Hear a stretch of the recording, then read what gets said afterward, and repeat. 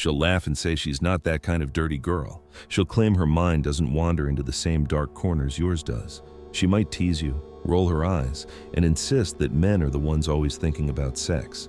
But what she doesn't realize, or won't admit, is that her fantasies are the hidden software quietly running everything beneath the surface.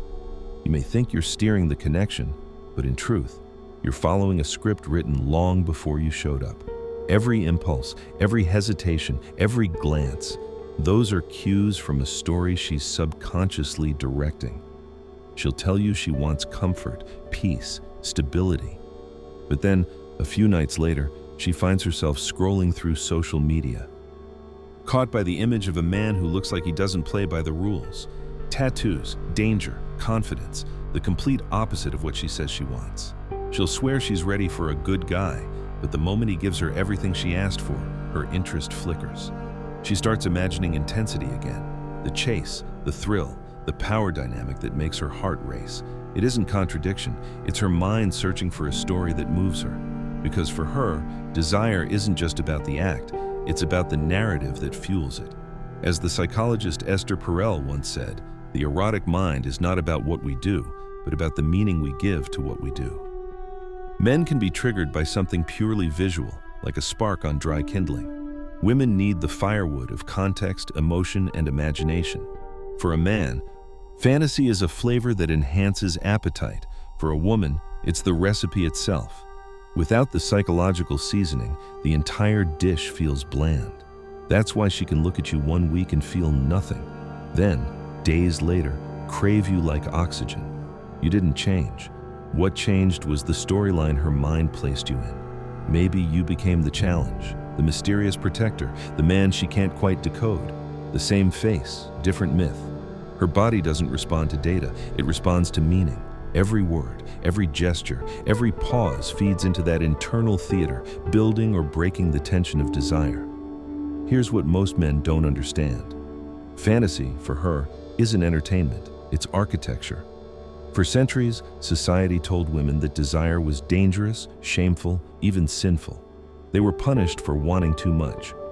Told that good women didn't crave, didn't feel, didn't burn. So they adapted. They didn't stop wanting, they just relocated the battlefield. Their rebellion moved inward. Inside her imagination, she could be everything the outside world forbade.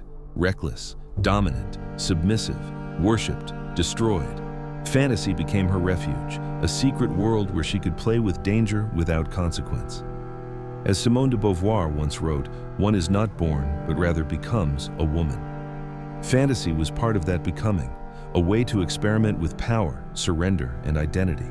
While men escaped into visual stimulation, women escaped into stories, novels, daydreams, fan fiction, forbidden love tales. They weren't distractions. They were psychological laboratories. Words became her mirror. Through them, she could explore what she could never say out loud. Because when you strip away the social masks, her mind doesn't just want a man, it wants a myth to inhabit. It's the difference between watching a performance and living inside one. When a man is aroused, he's reacting. When a woman is aroused, she's imagining. And the story she tells herself determines everything, from who she chooses to who she ignores. That's why women's attraction can appear so inconsistent to men. Because men tend to approach desire like an equation. Input equals output. Women approach it like an unfolding novel. She's not responding to logic, she's responding to emotional architecture. The same man who felt invisible yesterday can become irresistible tomorrow, if the plot shifts. Think about it. Why do so many women devour romance novels and series that repeat the same basic tropes? Because each one offers a safe arena for danger, dominance, surrender, and longing. The setting changes, the costumes vary, but the core myth stays the same. She gets to feel without risk, to surrender without consequence, to live passion without punishment. You might have heard of the Gothic novel tradition, those dark stories from the 18th and 19th centuries where young women fell for mysterious, powerful men who both frightened and protected them. Those stories weren't just entertainment. They were the earliest mirrors of suppressed female psychology. They told women, your hunger is not evil, it's human. Modern versions of that fantasy didn't disappear. They just moved into different packaging. Romantic dramas, fan fiction, fantasy sagas. And yes, even the social media archetypes she follows, her likes, her obsessions, the stories she replays before sleep, they're all fingerprints of the same truth. That fantasy is not a luxury of desire. It's the operating system. And until you understand that, you'll keep mistaking her contradictions for confusion, when in reality, they're choreography. Every inconsistency is a clue, every silence, a script revision. The question isn't whether she has fantasies, it's whether you've learned to read the language they're written in. Because once you do, you realize she's not unpredictable at all. She's perfectly consistent with the myth she's living. And those myths, those secret erotic blueprints, can be traced to just a handful of recurring archetypes. The same characters who've haunted women's stories for centuries. From fairy tales to fan fiction. We're about to pull back the curtain on them. The 5 archetypes that shape nearly every female fantasy. And why, once you recognize them, you'll never see her reactions the same way again. Across cultures and centuries, her fantasies orbit around a familiar constellation of archetypes, recurring roles that reveal the emotional DNA of female desire. Each one is like a key that unlocks a different chamber in her psyche. And if you listen closely, you'll find echoes of these archetypes in everything she reads, watches, and dreams about. The first is the powerful man who kneels. The fantasy isn't about his wealth, but about his freedom of choice. Out of everyone he could have, he becomes obsessed with her. His power, money, and dominance aren't the turn-on. The real trigger is the exceptionalism of being chosen by a man who answers to no one. That's why billionaire romances, kings, and CEOs dominate women's fiction. Not because she wants luxury, but because she wants to feel like the singular force that brings the conqueror to surrender. He bends not because he's weak, but because her existence shatters his control. The thrill isn't the private jet. It's the moment power trembles in her hands. Think of the modern Christian Grey, but remove the cliches of whips and contracts. What really pulls her in is the idea that a man who commands empires loses his composure for her. The fantasy whispers, he could have anyone, but he kneels only for me. The second is the authority of mastery. This isn't about social status, it's about competence, so refined it becomes erotic. The surgeon's steady hands, the artist lost in creation, the professor whose confidence fills the room. She's not aroused by his title, but by the intensity of his focus. When he's immersed in his craft, she imagines how that same precision would translate to her. As Robert Greene wrote, power is the ability to influence reality. Mastery is power embodied. That's why the man who fixed her car once, with quiet assurance and calm, left a deeper mark than the one who posted 1,000 gym selfies. Because competence signals presence, attention, and attention is the purest form of desire. The subtext is, if he can command the world like that, what happens when he directs that energy toward me? The third is the beast who softens, the bad boy, the monster with a human heart.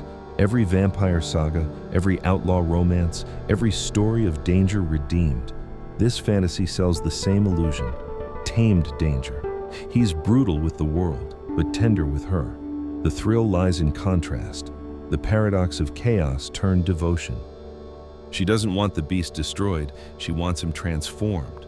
This is why a woman can crave the man who scares her a little, not because she's foolish, but because his restraint becomes proof of devotion. The world sees his claws. She feels the warmth behind them. In her fantasy, she's the one who touches what no one else dares. She becomes the sanctuary that turns the storm into peace. The fourth is the protector, the bodyguard who shields her from chaos, the man who would take a bullet without hesitation. But beneath the surface, this fantasy isn't about macho heroism, it's about emotional safety. It's about being able to finally collapse, to stop being strong, to feel held without asking. A protector is not a savior, he's the environment where her nervous system exhales. That's why something as small as walking on the street side, or putting a hand on her back in a crowd, can feel electric. Those gestures speak the primal language of value and safety. They whisper, "I've got you." To a woman who's been told all her life to protect herself, the ability to stop guarding becomes an aphrodisiac. And finally, the puzzle man. The mystery, the enigma, the man whose silence feels like gravity. She doesn't know if he'll text, doesn't know what he's thinking, and that uncertainty becomes intoxicating. Every unanswered message is tension. Every subtle withdrawal becomes foreplay. He doesn't chase, he draws her in. This archetype thrives on scarcity. He's not cruel, but distant enough to make her imagination do the work. As anyone who's studied behavioral psychology knows, intermittent reward, unpredictable response, is the strongest form of conditioning. She's not addicted to him, she's addicted to the anticipation of him. The mystery man turns her nervous system into a slot machine, lighting up at every small sign of approval. Notice the thread connecting them all, power intertwined with vulnerability. She doesn't crave pure dominance or pure safety. She wants the man who is formidable to everyone else, yet soft only with her. It's the duality that electrifies her nervous system, the feeling of being the exception to power, the calm inside the storm. Because when she experiences that polarity, her brain releases the emotional chemistry of both fear and desire, adrenaline and oxytocin, tension and relief. That's why the fantasies feel so alive. They're not about realism, they're about contrast. As Jung wrote, there is no coming to consciousness without pain. Likewise, there is no ignition of desire without the friction of opposites. What she says she wants, stability, communication, predictability, is rarely what sustains her desire. The fantasy, not the logic, has the final say. She may tell herself she wants one thing, but her body reacts to another. That's not deception. It's biology scripted by imagination. And that script doesn't stay frozen. It changes as she does. The archetypes don't vanish with age. They evolve, combine, and shift order like planets in new alignment. The danger that thrilled her at 20 becomes the stability she craves at 30 and the mastery she worships at 40.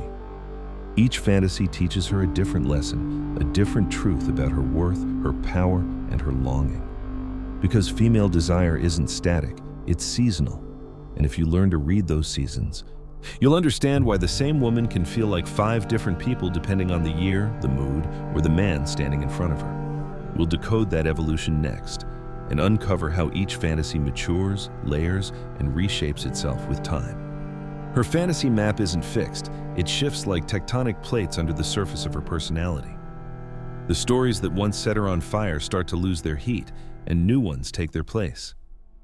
But the old ones never die completely. They're layered, stacked like hidden rooms in the same house, each holding memories of who she once was and what she once needed. In her early 20s, chaos is the drug. She's magnetized by danger, unpredictability, emotional voltage. The bad boy phase isn't stupidity. It's her psyche experimenting with power and surrender. Every unread message, every night of uncertainty, every morning spent wondering if he'll text back. These are not just frustrations, they're part of the ritual. She craves the adrenaline of being desired by someone who doesn't play by the rules. The pain is the proof of passion. But then the fire burns her one too many times. By her late 20s, she's scorched enough to crave peace, but not boredom. Now, she wants a protector, not because she's weak, but because she's tired of fighting. Reliability begins to glow in a way danger once did. The man who plans ahead, who follows through, who quietly creates stability. He becomes more erotic than the man who causes chaos. For the first time, safety and desire start to coexist. In her 30s and beyond, another shift happens. As she builds her own competence and independence, the fantasy of authority rises. She's done raising boys. Now she's drawn to mastery, men who have discipline, direction, gravity. The surgeon, the entrepreneur, the leader in his field. These aren't cliches, they're psychological reflections of her own growth. She no longer wants to fix a man, she wants to admire one. Competence becomes an aphrodisiac. As she matures, she learns that dominance without integrity is tyranny, and gentleness without strength is useless. But here's the secret most men miss. She never abandons the old fantasies. She layers them. The thrill of danger, the comfort of protection, the awe of mastery, they coexist in complex choreography. That's why even a settled woman with a family can still feel her pulse quicken when her tattooed ex posts a photo. It's not betrayal. It's a memory of the myth that first taught her she was desirable. The difference now is, she doesn't want to live that chaos. She just wants to feel it flicker for a moment. Each archetype taught her something. The bad boy taught her she could awaken passion. The protector taught her she deserved care. The authority taught her she was worthy of excellence. These are not contradictions, they're psychological seasons, and like any season, they leave behind traces that never fully fade. This is where most men get lost. They treat attraction like a switch, on or off, but for her, it's a combination lock. Desire opens only when the sequence aligns perfectly. Each woman has her own order, an emotional password unique to her. For one, it might begin with emotional connection, then competence, then touch. For another, it might start with mystery, escalate through pursuit, and finally rest in safety. Miss a number, and the vault stays closed. That's why what worked for one woman fails miserably with another. It's not inconsistency, it's specificity. She isn't unpredictable, she's encrypted. And the code changes depending on her emotional weather, her confidence, her stress, even the story she's currently telling herself about who she is. Men often assume foreplay begins with physical touch. For her, it might have begun hours earlier, when you fixed something without asking, when you defended her in a conversation, when you shared your passion with conviction. In that moment, her body registered something primal. This man is safe, strong, alive. She's been responding long before either of you noticed. Neuroscientists have shown that for women, desire isn't a reaction, it's an integration of emotion, meaning, and imagination. The erotic circuit lights up not through sight alone, but through context. That's why a confident gesture, a steady tone, or a story told with depth can turn her on more than any physical move. The body follows the narrative, but this complexity is both her power and her torment. Because while fantasy liberates her, it also imprisons her. She may crave submission, but feel shame for it. She may want danger, but know it leads to heartbreak. She may fantasize about multiple men, yet feel guilty for the thought. Inside her, two forces are always at war: desire and morality. The body pulls one way, the ego pulls another. The result is inconsistency. Not because she's fickle, but because she's fighting herself. That's why she can seem passionate one day and distant the next. She's not confused. She's living the civil war between who she wants to be and what she feels. Her fantasies don't ask for permission, they just act. And if you don't understand this, you'll keep misreading her as moody or cold when she's simply navigating that inner conflict. Here's the crucial realization: her behavior isn't random. It's written by a script she doesn't consciously remember authoring. When you recognize that, everything begins to make sense. Why she's drawn to some men and indifferent to others, why she oscillates between closeness and withdrawal, why logic fails but storytelling works. Because her mind doesn't speak in instructions, it speaks in symbols. And every gesture you make either aligns with her hidden code or scrambles it. Understanding that code is what separates the man she forgets from the man she can't stop thinking about. And that brings us to the next revelation. Those symbols didn't appear by accident. They're being reinforced every single day by culture, media, and stories so ancient they've been rewritten in every generation's language. Look closely at the stories she consumes, and you'll see the blueprint hiding in plain sight. From ancient myths to modern streaming shows, her fantasies are constantly being mirrored back to her. The novels she loses sleep over, the dramas she binge watches, the songs she repeats on her playlist, they all orbit the same gravitational field of archetypes. The protector who risks it all, the powerful man haunted by his own darkness, the genius so consumed by mastery that only one woman can reach him. Culture became her accomplice. Society once punished women for expressing desire, so desire disguised itself as narrative. It slipped into fiction, into scripts, into fan communities where it could breathe without judgment. While men turned to visual stimulation, quick, surface-level imagery, women turned to immersive worlds of tension, devotion, and transformation. They didn't need explicit scenes, they needed story. Because story gave context, and context gave meaning. And meaning is the currency of arousal. But like all currencies, fantasy can inflate and corrupt. What begins as harmless imagination can become addiction. The woman who craves mystery might keep chasing men who withhold affection, mistaking silence for depth. The one who dreams of protection might confuse control for care. The one who romanticizes danger might tolerate cruelty because her nervous system has learned to link anxiety with passion. Fantasies aren't moral, they're magnetic. They don't ask, "Is this good for me?" They ask, "Does this make me feel alive?" That's why telling her to make better choices rarely works. She's not operating on logic. She's following the emotional architecture built by years of cultural and psychological conditioning. You can't argue with her fantasy. You can only understand it. Most men never do. They take her fantasies literally and miss the essence. She fantasizes about a billionaire, and he assumes she wants money. Wrong. She wants to be the exception to power. She dreams of a dangerous man, and he assumes she wants chaos. Wrong again. She wants to feel like the one who can tame what others fear. She craves protection, and he thinks she wants control. But what she truly wants is safety deep enough to let her vulnerability bloom. Men chase the props, the car, the abs, the bravado, while missing the psychology underneath. They try to give her the object of fantasy, not the experience it symbolizes. That's why so many men say, "I gave her everything she asked for, and it still wasn't enough." Because they gave her the literal, not the emotional code she was seeking. To decode that code, stop listening only to her words and start watching her patterns. What does she watch? What kind of stories captivate her? What moments make her light up unconsciously? These are not random preferences. They're confessions in disguise. The woman who loves dark romances and true crime? She's probably drawn to the beast who softens, the one who glows when you talk about your craft. She's responding to authority of mastery, the one who tests boundaries. She's checking if you're the protector or just pretending. Every woman is broadcasting her fantasy in code. You just have to learn to read the signal. Once you identify her archetype, your job isn't to perform, it's to embody. If she's protector-oriented, you don't announce it, you demonstrate it. You anticipate her anxiety and steady her with presence. You make her feel safe without reminding her that she needs safety. If she's drawn to mastery, you don't brag about achievements. You immerse yourself in your purpose. Let her witness your competence without explanation. And if she's drawn to mystery, you don't play games. You simply remain self-contained. You let her earn pieces of your inner world gradually, like opening chapters of a book she can't put down. But here's the paradox. Her fantasies don't need to be lived out literally.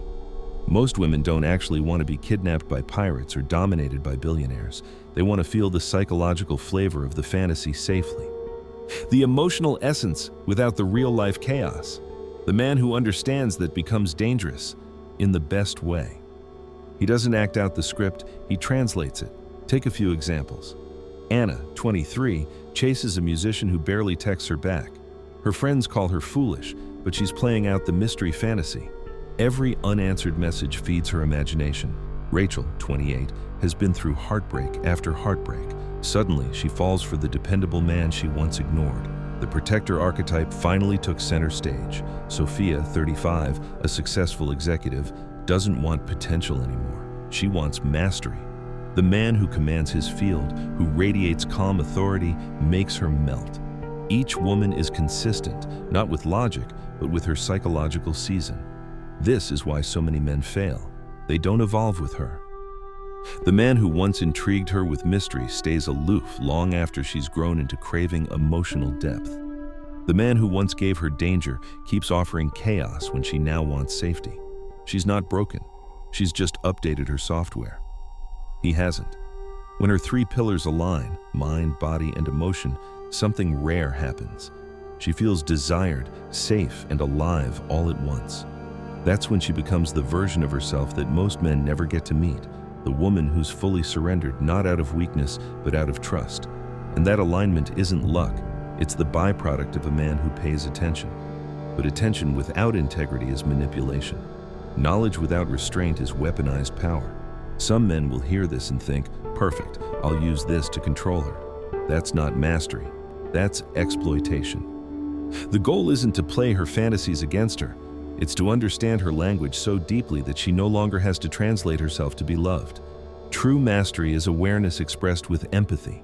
It's using knowledge not to dominate, but to connect. The man who learns this doesn't fight her fantasies. He dances with them. He doesn't erase them. He amplifies their essence in ways that feel safe, respectful, and real. Because once you understand the code that drives her desire, you stop being another character in her story. You become the man her story was written for. The one she never forgets, not because you fulfilled her fantasy, but because you understood it.